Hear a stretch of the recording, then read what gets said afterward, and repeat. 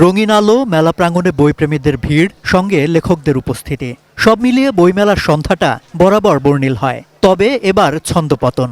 মেলার শেষ সপ্তাহ চলছে, কিন্তু নতুন বইয়ের খোঁজে বিভিন্ন স্টল চষে বেড়ানো পাঠকদের আনাগোনা খুব একটা নেই। প্রকাশকদের কেউ কেউ বলছেন এবার তারা ভালো প্রস্তুতি নিতে পারেননি, যে কারণে বই প্রকাশের সংখ্যাও বেশ কম।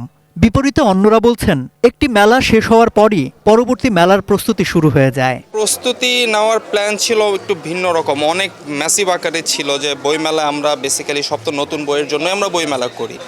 সো আমাদের রাইটারও অনেক কনফিউজ ছিল। প্রতি বছর বইমেলাতে অ্যাটলিস্ট 30-35টা 40টা করে আমাদের নতুন বই থাকে। সো আসলে এইবার আসলে আমরা ওইভাবে পাইনি, এবার হয়তো আমরা 12টা-15টা এরকম নতুন বই পাবলিশ করতে পেরেছি। এটার জন্য আমরাও একটু মন খারাপ যে নতুন বেশি বই আমরা আনতে পারি নাই। আগামী বছরও মনে হয় মেলা রোজার মাসেই হবে। এটা একটা ট্রায়াল বলতে পারেন আমাদের আগামী বছরের জন্য। একে তো সময় পেছানো, তার উপর প্রস্তুতি নিয়ে প্রকাশকদের দ্বিধাবিভক্তিতে মেলার সৌন্দর্য ম্লান হয়েছে বলে দাবি পাঠকদের। তবে সব ছাপিয়ে নতুন বই কিনতে পারাতেই তাদের আনন্দ।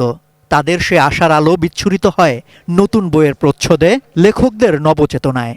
ফেব্রুয়ারিতে হলে ভালো হতো। তার ভিতরে আবার হচ্ছে আপনার এইটা রমজান মাসে সারাদিন রোজা থাকার পরে সবাই একটু বের কম হচ্ছে। প্রত্যেক বছরের একটা প্রিপারেশন থাকে এগুলা নিয়ে, পিচিদের জন্য বই কিনবো, ফ্যামিলির জন্য বই কিনবো। আমারও এবার বই এসেছে, প্রথম কাব্যগ্রন্থ নন্দিতা প্রকাশ থেকে।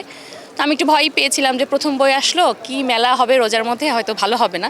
কিন্তু হ্যাঁ, পাঠক সমাগম মোটামুটি ভালো। 18 দিনের মেলায় 13তম দিনে নতুন বই এসেছে 146টি। সব মিলিয়ে এখন পর্যন্ত মেলায় নতুন প্রকাশিত বইয়ের সংখ্যা 1142। সম্রাট আনোয়ার, 18 নিউজ, ঢাকা।